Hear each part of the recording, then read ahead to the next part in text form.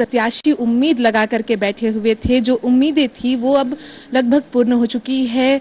कांग्रेस की ओर से लगभग 53 विधानसभा क्षेत्रों के लिए इस वक्त प्रत्याशियों के नाम का ऐलान कर दिया गया है। सबसे महत्वपूर्ण सीट रायपुर विधानसभा में रायपुर दक्षिण को माना जाता है, क्योंकि दक्षिण विधानसभा क्षेत्र भाजपा का अभेद किला है। अब इस अभेद किले को भेदने के लिए कांग्रेस की एक नई स्ट्रेटेजी इसे हम कहेंगे, चूंकि महंत राम सुंदर दास जी को इस विधानसभा क्षेत्र के लिए प्रत्याशी घोषित किया है कांग्रेस ने, और इस वक्त राम सुंदर दास जी हमारे साथ मौजूद भी हैं। सबसे महत्वपूर्ण सीट है ये रायपुर क्षेत्र की। ऐसे में आपकी ये उम्मीदवारी, कितना उम्मीद जताते हैं इस वक्त आप?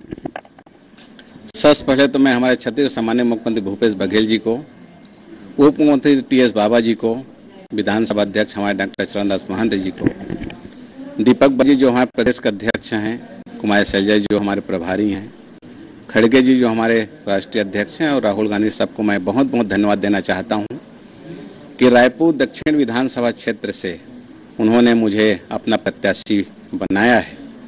कांग्रेस का प्रत्याशी होने का सौभाग्य मुझे प्राप्त हुआ है। इससे पहले मैं 2 बार विधायक रहा जांजगीर चांपा जिला से। सेवा कार्य मैंने किया है, लोगों के बीच में मैं गया हूं, और इस समय मुझे रायपुर दक्षिण से सेवा कार्य करने के लिए भेजा गया है।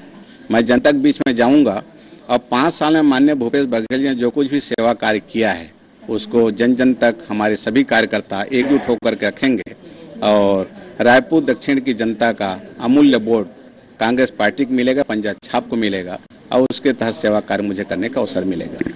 चूंकि मैंने पहले ही जिक्र किया, ये दक्षिण विधानसभा क्षेत्र भाजपा का अभेद किला है। लगातार बृजमोहन अग्रवाल इस किले को भेदने नहीं देते हैं। इस बार भेद पाएंगे, आपको उम्मीद है?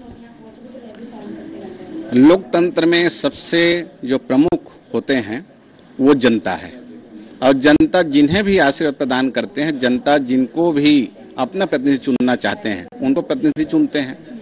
इस समय मुझे ऐसा विश्वास है कि माननीय मुख्यमंत्री भूपेश बघेल ने 5 साल में जो कुछ भी सेवा कार्य किया है, जो भी विकास कार्य किए हैं, उसको लेकर के हम जनता के बीच में जाएंगे।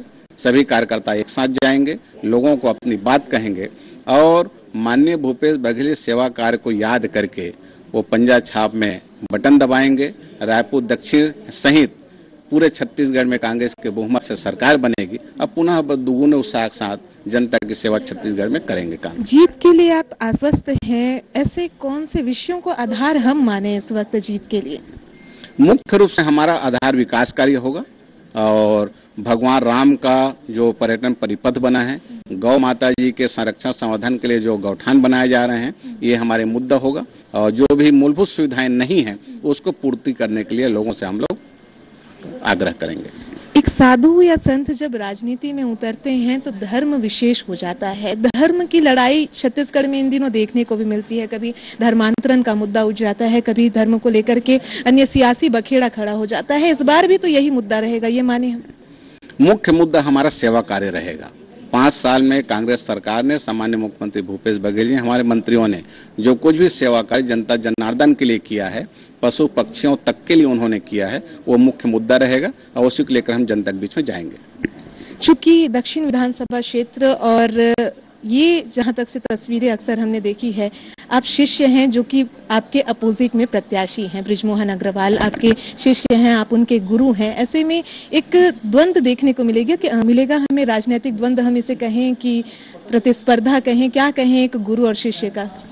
कहीं कोई प्रतिस्पर्धा नहीं है। लोकतंत्र में जनता ही सर्वोपरि होते हैं। जनता के बीच हम जाएंगे, निश्चित रूप से अपनी बात बृजमोहन अग्रवाल जी कहेंगे, और उनका और जो भी प्रत्याशी रहेंगे वो भी कहेंगे, हम भी अपनी बात कहेंगे। चुनौती नहीं, बिल्कुल चुनौती नहीं है।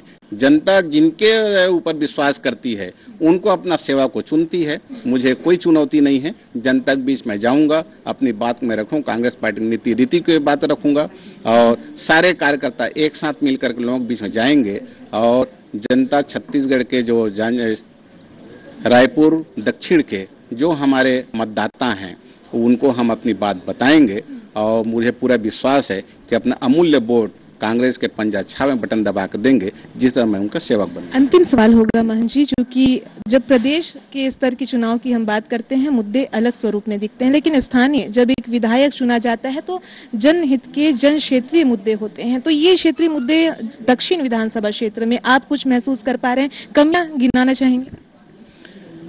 देखिए, रायपुर दक्षिण विधानसभा क्षेत्र में मूलभूत सुविधाओं की कमी है, जिसके पूर्ति के लिए हम जनता से कहेंगे कि इस समय आप कांग्रेस पार्टी के प्रत्याशी को जिताइए, जिससे तहत कांग्रेस की सरकार छत्तीसगढ़ बनने जा रही है।